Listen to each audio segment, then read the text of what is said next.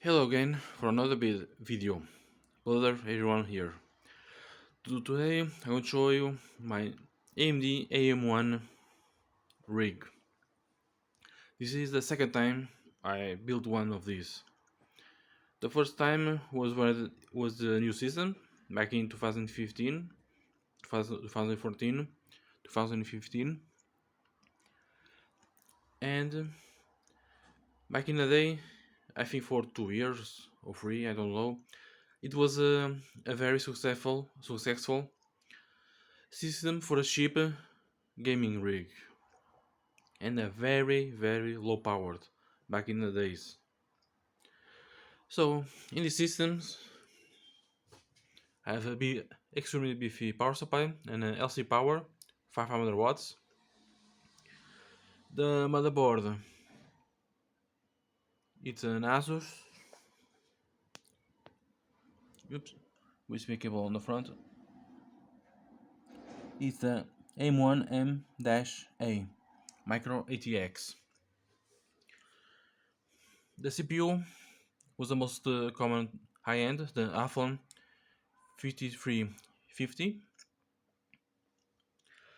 and it's a quad core clock to 2.05 with Radeon R3 or HG8400 depending on the drivers, and consumes only 25 watts.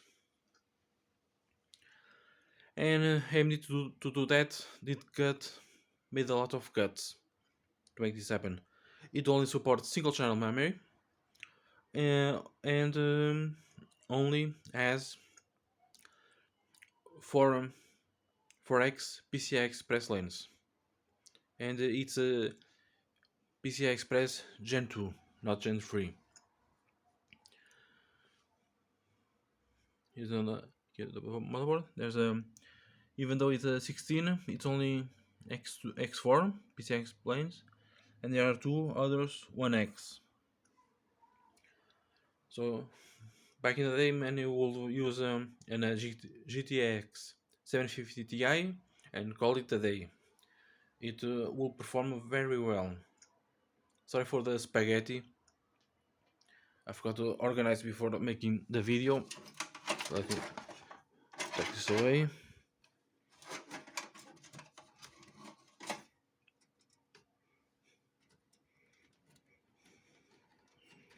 I'm trying to find another power supply.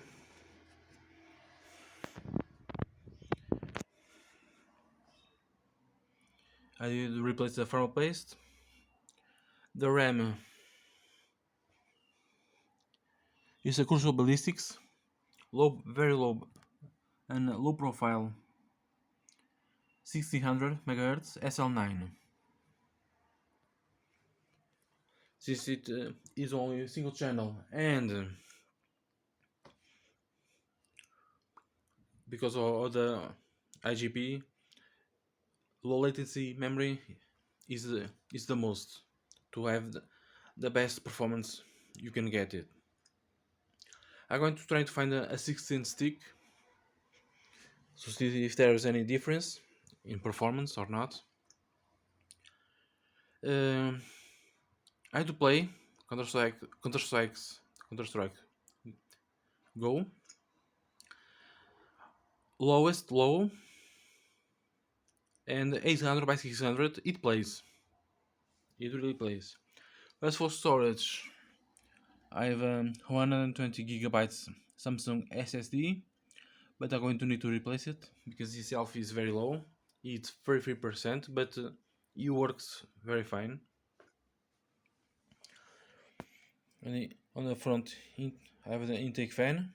It was from the previous build I had. No, it comes out on the power supply. Unfortunately, I did drop this case, so I need to put some tape to hold the front panel.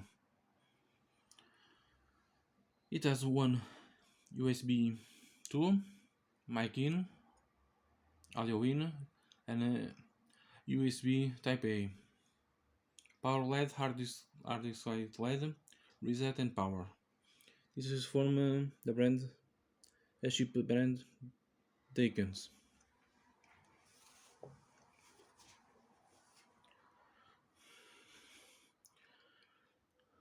I really like this. And the size of the CPU, it's basically it's comparable to a socket for Intel 24 socket 478. Very tiny chip with a lot of power. Back for its size. Let's power it up. This one's a really bright LED.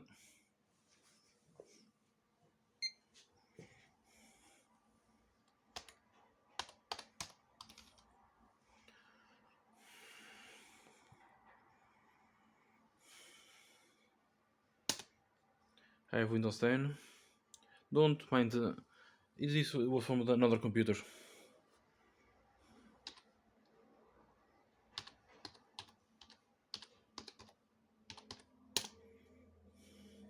Oops.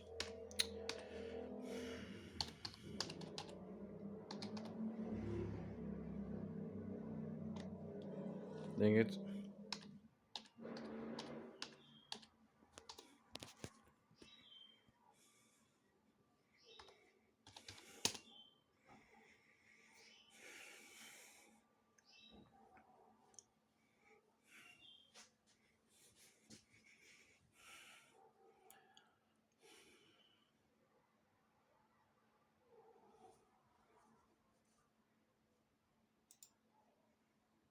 I do like this CPU, like I tell you. CPU-Z. This is an old version, but it's okay. You can see AMD athlon 5350 Cabini socket AM1. Yeah, some good instruction sets, except for AVX2. The CPU is now running full speed because it's loading everything. As you can see, a quad core, four cores, 4 threads, only 2 megabytes of level 2 cache. There's a 25 watts maximum TDP. It's built on the 28 nanometers. AMD of course launched the 5370 with a 2.2 gigahertz, but now that is very hard to find. There's more info, the motherboard, and I'm using the listed BIOS. Here's a memory, SL9. I forgot to change the raspberry precharge. Crucial. Dual rank, 8 gigabytes. I have to change that. In some systems would show up as AMD Radeon HD 8400 or in my case an R300. This is basically sits in between an HD 5450 and an 6450 or older versions that were rebranded like the 7000 series and 8000 series. The chip was the same, only changed the name. So this one sits in between, but of course is lower because it only uses single channel and having a very low latency does help the performance. Back in the day when I only had 4 gigabytes SL11, a Kingston, the cheaper one. When I tried to play Call of Duty Ghosts, eat some maps. I think it was the beach map. Uh, it was very extremely slow, very slow,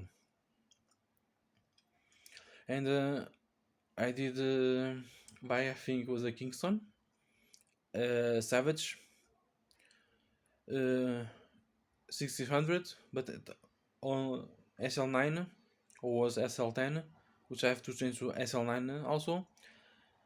And with the memory and less latency, it made a huge difference. On the same settings, I could play a game, and of course, even Far Cry 3, all minimum, Also, I could play.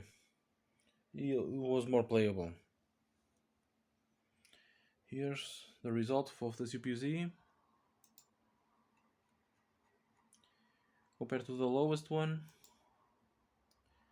Uh, as you can see, single core performance it's very low compared to the Core 2 Duo E8500. On the multi-thread, almost reaches. It's very close. Yeah, in terms of CPU, I did try to see if I could find the 5370, but it was very difficult. Some will you have to pay premium to get one, or someone or was out of stock. You have the listings, but it was out of stock. But I think the difference of it might be some small difference of more 150 megahertz can make a little bit difference. Another cool thing about this one is it's run very cool with that single fan. I go to readings. CPU 26, mainboard 19, and on the package of the CPU 6 degrees right now, running at the very low speeds. Even playing CS:GO, I think the maximum it reached was I believe was 20 degrees on the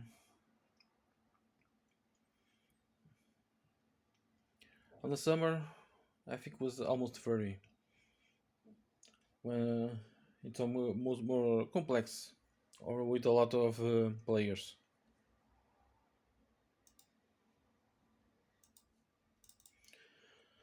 Unfortunately, I don't have. I think I don't have no benchmarks here. Maybe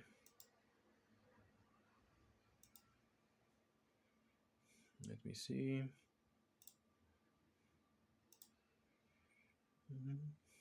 No, I thought I had Cinebench R15, but it's better not. That is going to take really long time, very long time to make use of it.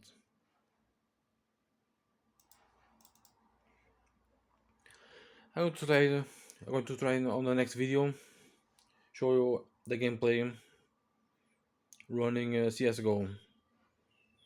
Like I said, 800 by 600, lowest low, and no engaged player contrast.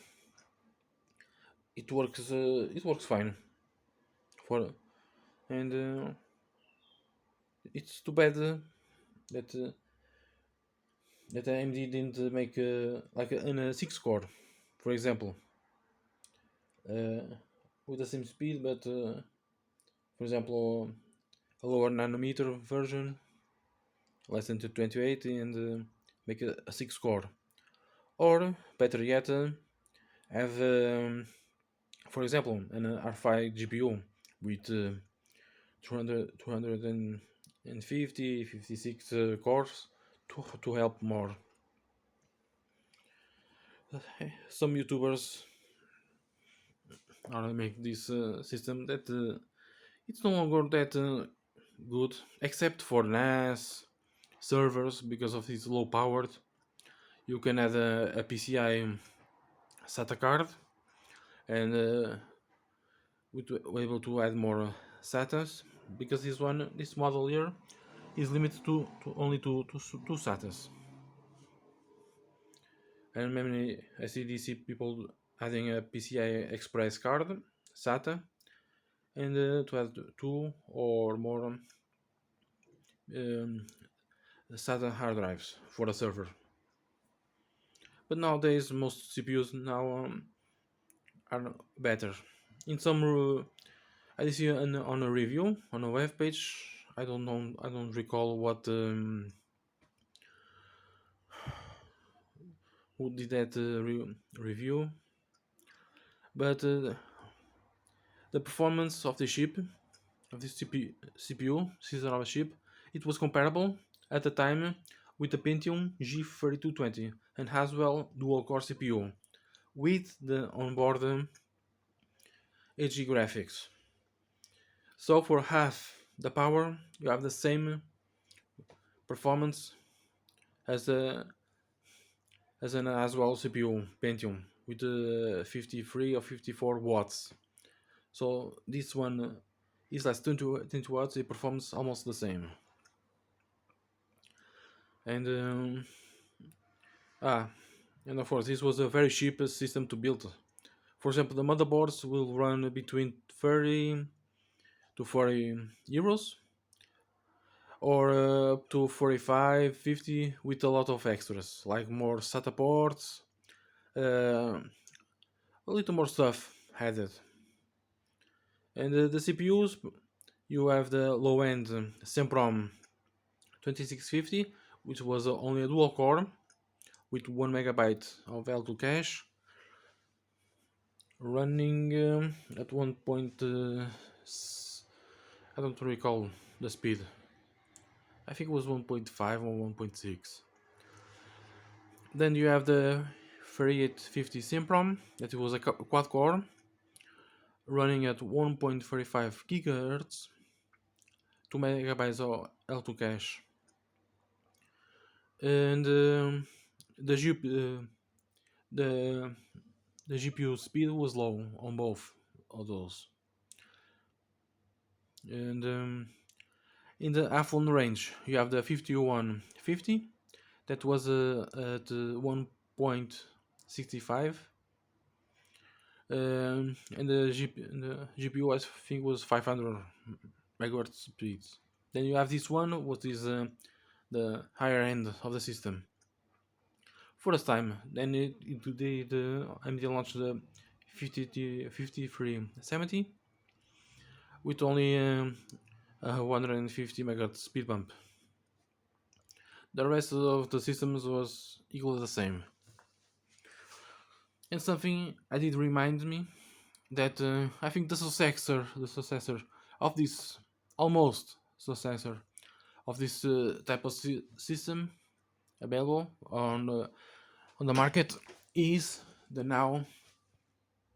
the athlon series AM4, the 200, 220, 240, and the athlon 3000. This one I have is the athlon 3000G. I think this is the most comparable successor. There's now AMD in terms of embedded and Silmer systems, it's only for companies, not available for normal PC parts. You have to have some connection to get some of those embedded systems to replace this if you want for a low powered system. So this was another video. See you guys next time.